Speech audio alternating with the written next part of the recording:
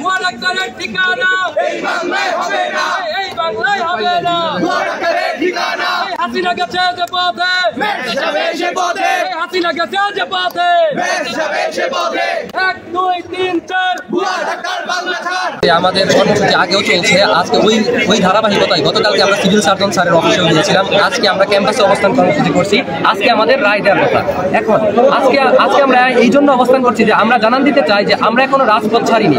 রায় যদি আমাদের বিপক্ষে আসে, অর্থাৎ রায় শুধু আমাদের বিপক্ষে না, এ রায় আমাদের বিপক্ষে আসা মানে হচ্ছে জনমানুষের বিপক্ষে আসা। কারণ যারা ডাক্তার নয়, যারা কখনোই যৌক্তিকভাবেও ডাক্তার নয়, শুধুমাত্র এমবিবিএস আর বিডিএসই হচ্ছে ডাক্তার। কারণ আমরা ওই কোয়ালিফিকেশন করে 1.5 লাখ মানুষের সাথে প্রতিযোগিতা করে আমাদের ব্যাথেট, আমরা যারা সরকারি মেডিকেলে চান্স পেয়েছি, একটা অ্যাডমিশন টেস্টের মধ্য দিয়ে চান্স পেয়েছি, আপনারা জানেন 1.5 লাখ মানুষের সাথে প্রতিযোগিতা করে আমরা এই মেডিকেলে, সরকারি মেডিকেলে একটা সিট চান্স পেয়েছি। অর্থাৎ তার মানে আমরা ধরে নিতে পারি আমরা যোগ্য, এর জন্যই আমরা ডাক্তারি পড়তেছি। যাদের যোগ্যতা নেই তারা কিভাবে ডাক্তার লিখতে পারে? তো এটা অযৌক্তিক, এটা জনমানুষের সাথে প্রতারণা। তো আজকে যদি আমাদের বিপক্ষে রায় যায়, এটা জনমানুষের বিপক্ষে রায় যাবে, মানুষের সাথে প্রতারণা হবে। তো এই জন্য আমরা আজকে অবস্থান করছি। যদি আজকে আমাদের রায় বিপক্ষে আসে, আমরা ইতিপূর্বে আপনাদের বলেছি যে আমরা আরো কঠোর কর্মসূচি দিব।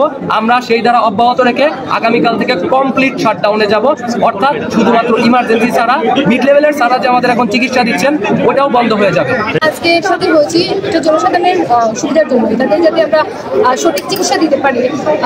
যারা আজকে ডিএমএফ তারা কি কোর্স করে, এসএসসি পরীক্ষার পর 2-3 মাসে একটা কোর্স করে, 2-3 মাসে কোর্স করার পর তারা হচ্ছে নিজেদের ডাক্তার দেয়। তারা কি করে বেসিক সাবজেক্ট ফিল আপ করে, বেসিক যে বইগুলো ওইগুলো আসলে এসএসসি যে বায়োলজি বই সেটা সমান, এসএসসি যে বাচ্চাগুলো যে বই পড়ে ওটাই সমান। এর উপরে তারা কি ডাক্তারি করবে? মেডিকেল সায়েন্স কি এমন রেগুলেশন নিয়ে আসবে?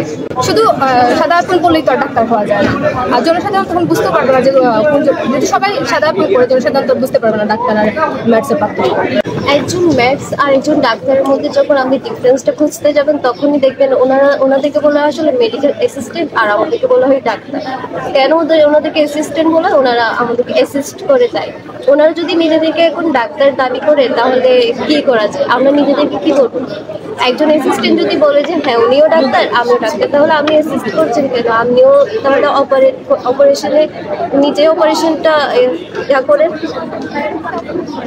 আর আমাদের যিনি একটা কমন সেন্স থাকা উচিত যে আমরা একটা বোঝা উচিত যে আমরা একজন ম্যাথসের ডাক্তার বলবো কেন? ওনারা 4 বছর পরে ডাক্তার হবে আর আমরা 12 বছর কষ্ট করছি কেন? আমরা চাইলেই তো ম্যাথসে চলে যেতে পারতাম, নিজেদেরকে ডাক্তার দাবি করতে পারতাম, আর তাহলে তো কোনো ডিফারেন্সই থাকতো না ম্যাথস আর ডাক্তারের মধ্যে। একজন 4 বছর পরে ডাক্তার হচ্ছে, একজন 12 বছর বা এর চেয়ে বেশি কষ্ট করে ডাক্তার হচ্ছে। তাহলে কি মানা যায়? যদি ওদেরকে 10th গ্রেড দেওয়া হয়, আমাদেরকে 9th গ্রেড দেওয়া হয়, তাহলে কি আমাদের প্রেস্টিজটা যাবে কোথায়? একজন ডাক্তারের কাছে আসে পেশেন্ট, তাদের একটা ভরসার জায়গা হিসেবে আসে।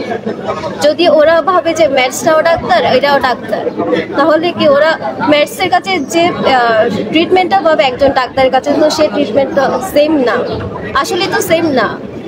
এটা স্বাস্থ্য সেবার জন্য পুরো জাতির জন্য একটি লজ্জা যে একটি সম্মানজনক পেশার সম্মান রক্ষার্থে সেই পেশার মানুষদেরকে রাস্তায় নেমে আসতে হচ্ছে। আমি আপনাদেরকে একটি ছোট্ট উদাহরণ দিতে চাই। আজকের পৃথিবীতে আপনারা দেখবেন মানুষ আইফোন কেনে, অনেক দামি জিনিস। একটা আইফোন যখন নষ্ট হয়ে যায়, আপনি সেটা নিয়ে কি গ্রামের কোনায় বসে থাকা একজন টেকনিশিয়ানের কাছে যান? অবশ্যই না। আপনি সেটা নিয়ে অবশ্যই কোনো সার্ভিস সেন্টার, ভালো মেকানিক্সের কাছে যান। মানুষের শরীরটা হচ্ছে এই পৃথিবীর সবচাইতে কমপ্লিকেটেড একটা সফিস্টিকেটেড একটা মেশিন। এই মেশিনের চিকিৎসা করার জন্য, এই মেশিনটা ঠিক করার জন্য অবশ্যই আমাদেরকে ন্যূনতম হলে একটা উচ্চ লেভেলের জ্ঞান থাকা প্রয়োজন, যেটা ডিএমএফদের কিংবা ম্যাথসের নেই। ভারতীয় যখন বাড়িওয়ালাকে বের করে দেয়, সেটি হচ্ছে স্পষ্ট স্বৈরাচারিতা। ডিএমএফরা যা করছে এটা জাতির সাথে প্রতারণা, জাতির সাথে স্বৈরাচারিতা। ডিএমএফদের যখন আত্মীয় স্বজন অসুস্থ হয়, তারা কিন্তু নিজেরা চিকিৎসা করে না। তারা কোথায় যায়? ডাক্তারের কাছে। তারা এমবিবিএস কিংবা বিডিএস এর কাছে যায়।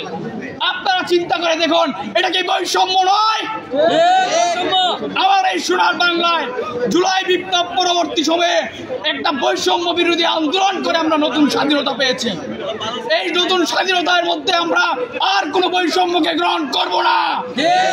যারা এমবিবিএস ডিগ্রিধারী এবং বিডিএস ডিগ্রিধারী তারাই শুধু চিকিৎসক বা ডাক্তার নাম, তাদের ডাক্তার নামের আগে ডাক্তার নামের অধিকার তারাই রাখে।